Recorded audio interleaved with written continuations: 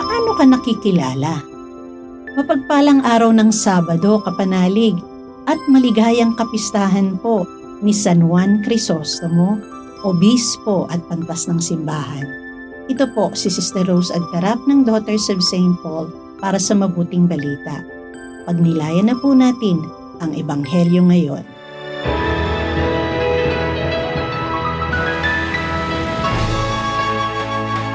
Sinabi ni Jesus sa kanyang mga alagad, Hindi makapamumunga ng masama ang mabuting puno, at ang masamang puno na may hindi makapamumunga ng mabuti.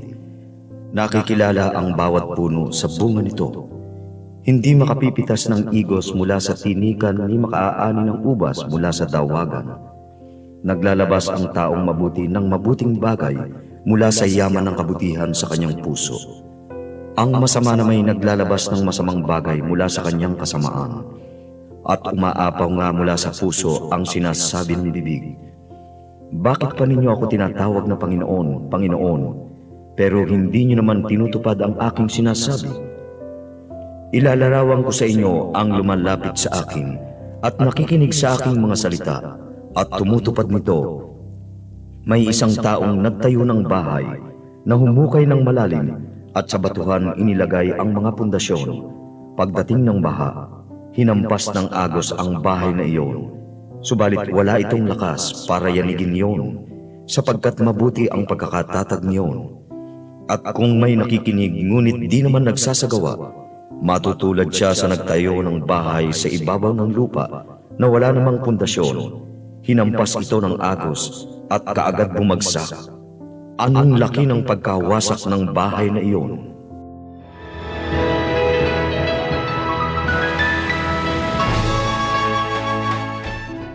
Isinulat po ni Sister Amy Sue ng Daughters of St. Paul ang ating pagninilay. Pinapaalalahanan tayo ng mabuting balita ngayon na ang mabuting puno ang nagbubunga ng mabuti. Hindi sapat ang pananampalatayang puro salita lang. Dapat itong makita sa pamumuhay natin, lalo na sa pagharap sa mga pagsubok. Naalala ko yung nakaraang misyon namin. Nabisita namin si nanay na 98 years old na. Pero tuwing linggo, walang palya siyang nagsisimba sa parokya kahit naka-wheelchair. At araw-araw naman, nagsisimba siya online. Sabi niya, ipagpatuloy mo ang misyong ipinagkatiwala sa iyo ni Kristo. Ipinagdarasal kita. Ikaw ang pag-asa ng simbahan. Natouch ako sa mga salita niya. Patunay na kahit mahina na ang katawan, pwede pa ring magbunga ng maganda.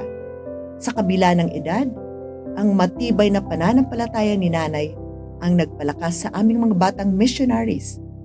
Para siyang punong matibay, hindi dahil sa kasariling lakas, kundi dahil nakaugat siya sa pananampalataya at pagmamahal ng Diyos.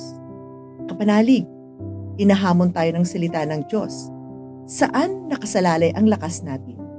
Sa sariling kasiyahan o kay Kristo? Ang tunay na alagad ay hindi lang nakikinig, kundi ginagawa ang kanyang salita. Sa gitna ng gyera, away at krisis sa mundo, magdala nawa tayo ng pag-asa na nakaugat sa katapatan at pagmamahal ng Diyos. Huwag tayong mapagod na mamunga ng mga bagay na magtatagal. At sana, sa pamumuhay natin, ma-inspire din ang iba na ipagpatuloy ang misyon. Panginoong Jesus, Ikaw ang matibay na pundasyon ng aming buhay.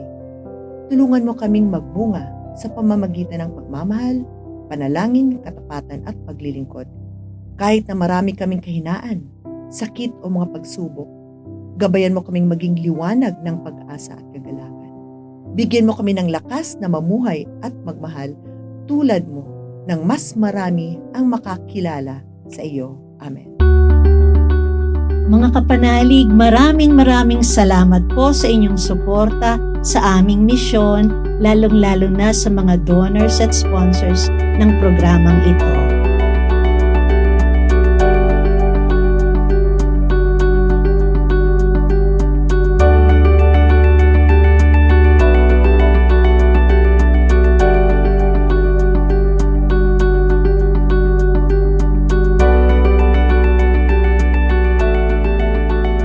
Subscribe, like, share, and follow po lines sa aming social media accounts.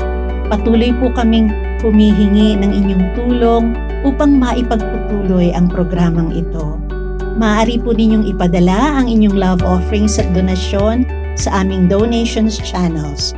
Makakaasa po kayo na kasamang lagi ang inyong mga intensyon at kahilingan sa aming panalangin araw-araw. Ito pong muli si Sister Rose na nag-aanyaya sa inyong manalangin. Mga Arkanghel San Miguel, San Gabriel at San Rafael, hinihiling namin ang inyong makapangyarihang pamamagitan sa harap ng trono ng Diyos Ama sa langit. Sa inyong panalangin at espiritual na tulong, pangalagaan niyo kami mula sa kapahamakan. Pagaligin kami sa aming mga kahinaan at ipabatid sa amin ang kalooban ng Diyos para sa aming buhay. Arkanghel San Miguel, San Gabriel at San Rafael, ipanalangin niyo kami. Amen.